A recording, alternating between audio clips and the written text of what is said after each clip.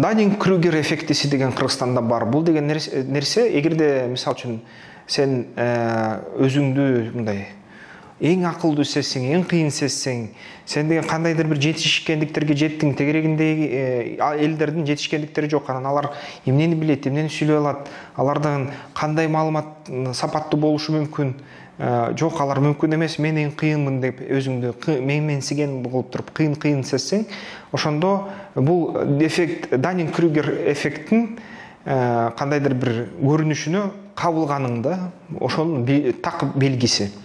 Ошол көп аябай чегеректеги уюмдарды көрдүм, ушундай мамлекеттик уюмдар болобу, мындай базар экономикасында иштеген коммерциялык ушундай уюмдар болобу, аларда эң башчылары же болбосо кайсы бир бөлүгүнүн башчылары аябай өзүн кыйын сезип, мен деген аябай кыйынмын, сонун укмуш экспертмин, баарын билем, мен эле сүйлөйм, ошо совещаниялар болот да, ошо жолугушуулар болот да, мен гана сүйлөйм, баарыңар эчтеке билбейсиңер деп аябай катуу мындай сүйлөгөн адамдар көп учурда кандай болот?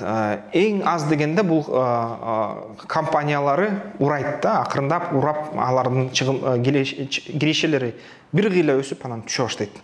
Анткени ар бир адам гений болот, бирок кайсы бир деңгээлге чейин өсүү болот, анан жыгылат да.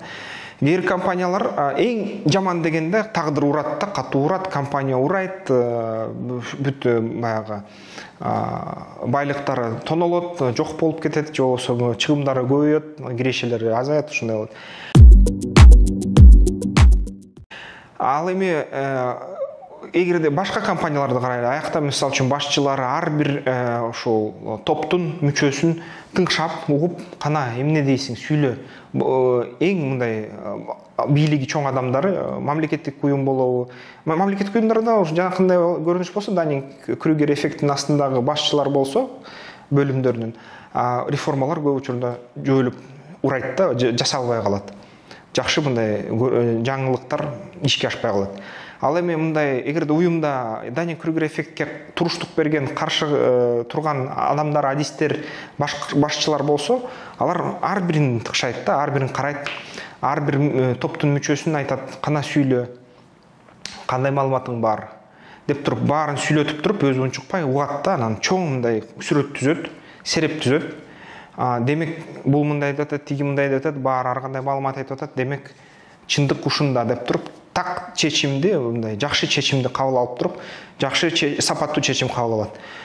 Ошондуктан ушундай, мисалы үчүн сапатка ээ башчылар болсо, же болбосо жооптуу адистер болсо, уюмдарда мамлекеттик уюм болобу, жеке коммерциялык уюм болобу, дагы ушундай уюмдар базарда аз дегенде жакшы деңгээлде, көп дегенде базардын баарын кыйратат да, эң базарда биринчи болот. Мамлекеттик уюм болсо, ар бир жасаган реформасы ишке ашат жана элге пайдасы тиет.